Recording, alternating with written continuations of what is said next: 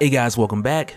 So now we are jumping back into Invincible. And at this point in time, the show is out, like at least the first 3 episodes. And already the show is like insanely good. But if you guys notice, like just in comparison from our first talk to like the first 3 episodes, then you probably notice that there's quite a bit that's different on the show, which for the most part changes the order of things happening. And it brings forward like a number of events like a lot sooner. But as far as our talks on Invincible, we're going to continue the playlist just focusing on the comics and the story of Mark Grayson, to where much of which we talked about in the first video, but moving forward, we're just backing up and slowing things down a bit. And from there, we'll just continue to move forward as much as you guys would like. So let's get into it. But first, if you're new to the channel, be sure to subscribe to catch the spills every week.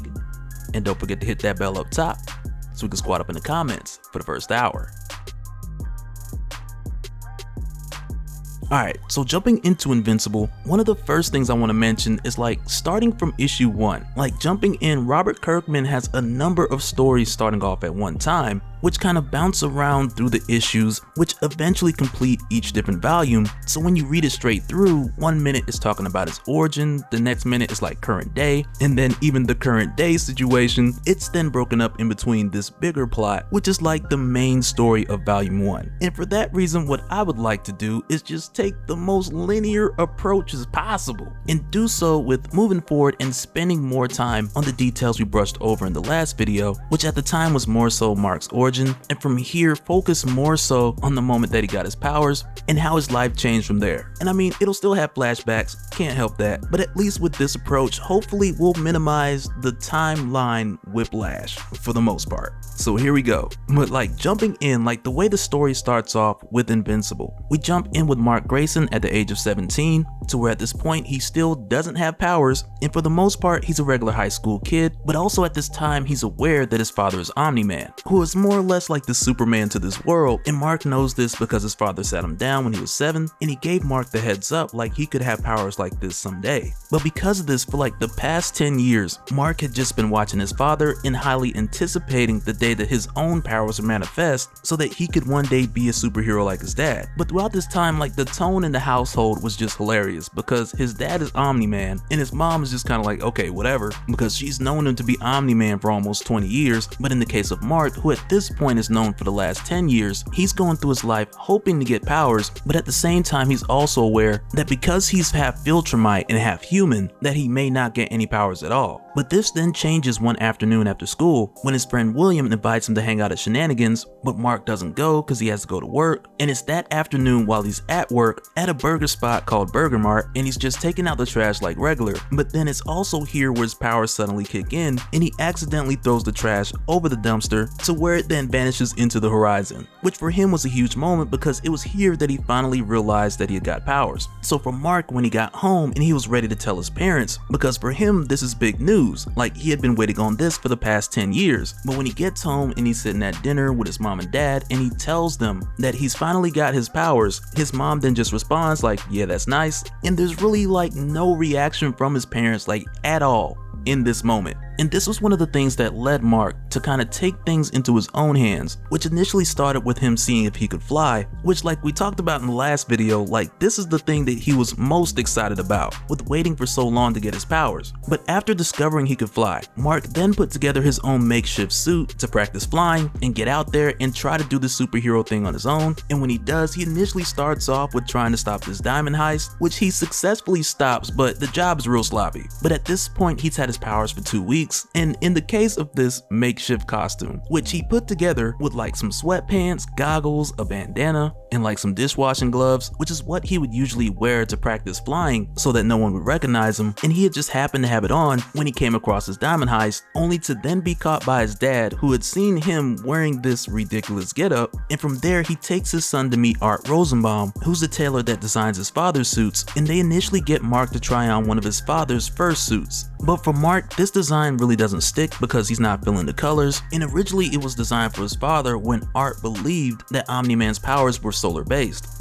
Not sure where he got that idea, but aside from looking to get Art to make a suit that fit Mark better, Mark also wanted a suit that was going to be iconic. And from there, Mr. Rosenbaum told him like it would help if Mark started with a name first, because once Mark has a name, then Mr. Rosenbaum can build something off of that. And from there, he tells Mark to think about it, come back with some ideas, and after Mark's come up with a name, then they can build this iconic suit. But then from here, we jump over to Mark at school, to where this time he's leaving his physics class, and when class is over, Mark leaves and his teacher, Mr. Hiles, he asks one of the students by the name of Derek to stay behind so he could talk to him after class, but that's something we'll get back into later because it leads into a whole nother story, and for the time being, we're really just minimizing the jumping around. But it's coming eventually because we're gonna have to jump back to that just to say what it was.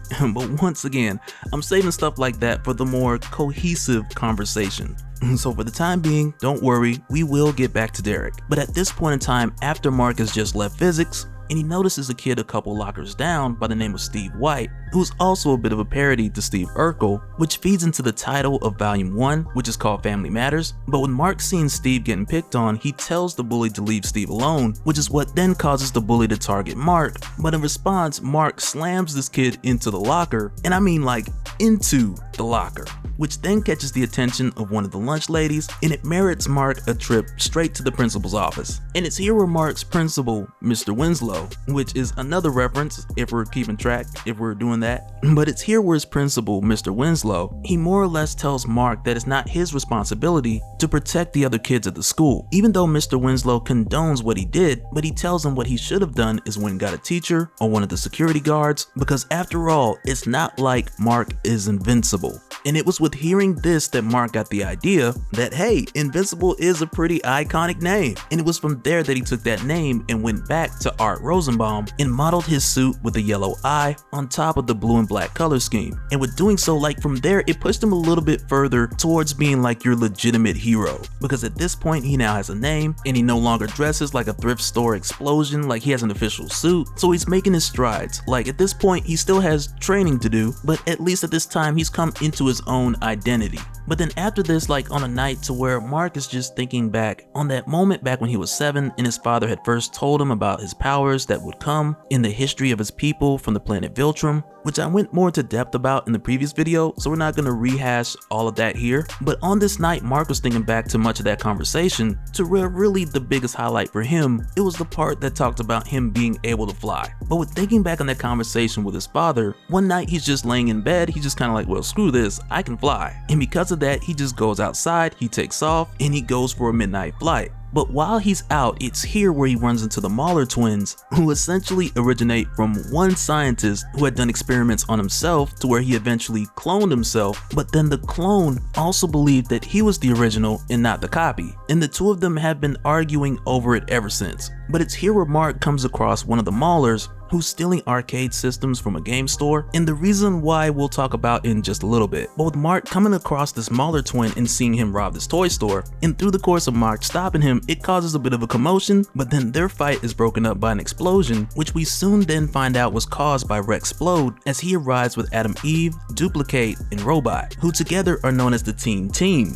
to whom very much like in your world of Invincible or like your version of the Teen Titans, but in this case you just take out the word Titans and you just put the word team in its place, which is what makes these guys the Teen Team. But with them getting here, they kind of just stumbled across this fight between Mark and one of the Mahler twins. And when they get there and Rexplode, he asks the two of them like, which one of you guys started this fight? And it's here where that Mahler twin, he attempts to kindly answer that question for Rex by destroying their vehicle. But then right after, Mark, he knocks the Mahler out, and from there things kind of calm down a bit. And it's here where Mark introduces himself to the Teen Team as Invincible as they order another vehicle and move the body of the Mahler twin, who Invincible had just knocked out. But as they go down the line introducing themselves, first you have Adam Eve, who initially tells Invincible that he looks very familiar, to where at this point he kind of just chalks it up to like, well, I probably look different in my superhero suit, and he kind of leaves it at that. But then also, like, just as a side note, to kind of go down the list of everybody's name and powers, like first you have Adam Eve, whose main power is matter manipulation at an atomic level. She can create energy shields, she has telekinesis, but practically she's one of those characters who the writer can do anything with at any point in time, so just kind of keep that in the back of your mind. Like she's a very Jean Grey / Scarlet Witch type of character. But then aside from her, you have her boyfriend, Rexplode, who has slightly enhanced strength and agility, but his main power is being able to charge things and make them explode, hence the name. But then after that, you have Duplicate, to where with her powers, she can duplicate herself numerous times, which was a power that originated from a Chinese curse, but she's able to control it at her will. And aside from that, you also have Robot, who for now we'll just refer to as Robot, but he's the brains behind the Teen Teens. He makes their vehicles, their gadgets, he sends them on their missions, so on and so forth. But in the case of Mark, like after meeting the Teen Teens, from here, we then jump over to like the next day of school after chemistry class, to where then another kid is getting called to stay after class with the teacher, and more on that conspiracy later. But it's here where Mark approaches Eve and he tells her that he recognizes her from last night, and after bringing it to her attention, she then notices him as well. But then it's also here where Eve tells Mark that her and the team, they're continuing the investigation of the mauler that they had stopped last night, and that he's more than welcome to come join. And it's kind of funny here to where after school they change into their superhero outfits at school, and they just take off and fly to the Teen Teens base, and they do it without being noticed because most of the time people just don't look up, which is one of those things that I feel like makes so much more sense today, because nowadays the cell phone is the reason why people don't look up, and it's way worse now than whatever the reason was 17 years ago when this comic had came out. But when they get back to the base of the Teen Teens, Robot lets them know that he had wiped the mind of that Mauler twin and placed him back at the scene of the robbery in hopes that he would then leave and go somewhere familiar, and that way they could follow him back and figure out where exactly is his base of operations.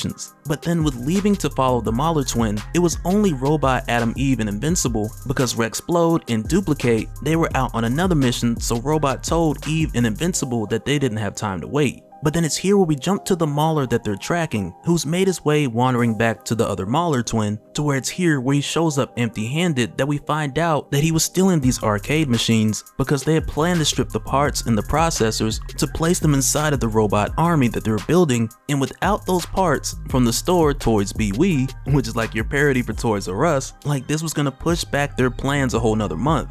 And for the record, just kind of random, but I heard that Toys R Us was making a comeback. Not sure if it's this year, like 2021, not sure when, but I look forward to it. Just want to put that out there. But then it's here where one of the Mauler twins is just getting on the other, to where Adam, Eve, Robot, and Invincible then show up. And when they do, like the Mauler twins kind of forewarn them that they're not fully aware of what they're getting into, or better yet, what they're interfering with. But even still, the three of them stop the two twins. Robot then takes the research, and he then tells Invincible that he was very helpful, and from there he asks him if he would consider sticking around with the Teen Teens and helping them in the future. And from there, Invincible, he's more or less like, well, I'll think about it. But from here going forward, he now kind of has this open door relationship with Robot and the Teen Team.